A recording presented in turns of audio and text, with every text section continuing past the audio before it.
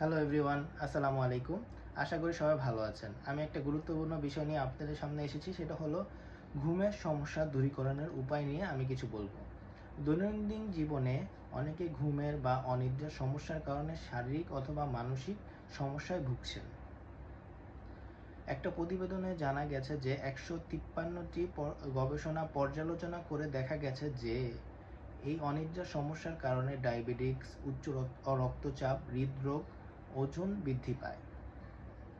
এছাড়াও বিভিন্ন মানসিক সমস্যাও ভোগে, যেমন 1 নম্বর হলো ডিমেনশিয়া বা স্মৃতিশক্তি লোপ পাওয়া, দ্বিতীয়ত হলো ডিপ্রেশন বা বিষণ্ণতায় ভোগা। তাই আমি আজ এই ঘুমের সমস্যা দূরীকরণের আমি কিছু উপায় আপনাদের সামনে তুলে ধরব। 1 নম্বর হলো বেশি রাত জেগে কাজ না করা।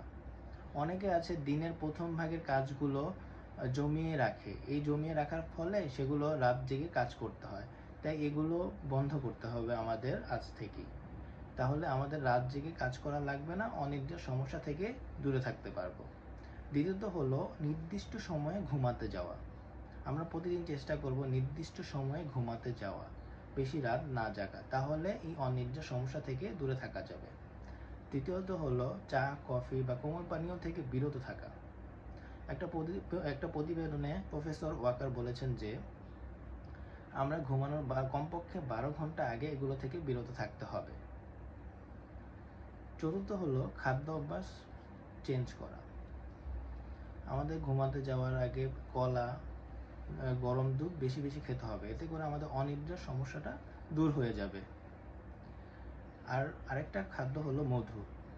মধু যদি আমরা বেশি বেশি প্রতিদিন খাই, 1 চামচ প্রতিদিন বা 2 চামচ খাই, তাহলে কিন্তু আমাদের মানসিক চাপ আমাদের কমতে থাকবে।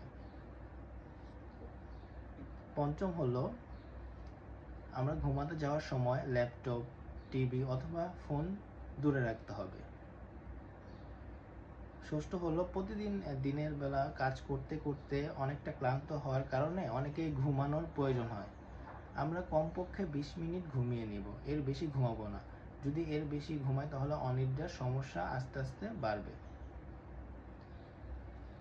সপ্তম হলো ঘুমাতে যাওয়ার সময় বিভিন্ন চিন্তা আমাদের হয়, সারাদিন কি করেছি, হিসাব নিকাশ, যারা বিজনেস করে হিসাব নিকাশ, বিভিন্ন চিন্তা ভাবনা আমাদের মাথায় ঘুরপাক করে। এতে করে সময়টা বেশি লেগে যায় ঘুমাতে ঘুমাতে। তাই আমাদের ঘুমানোর সময় অতিরিক্ত চিন্তা থেকে দূরে থাকতে হবে। আশা করি বুঝতে পেরেছেন। ধন্যবাদ। আসসালামু আলাইকুম।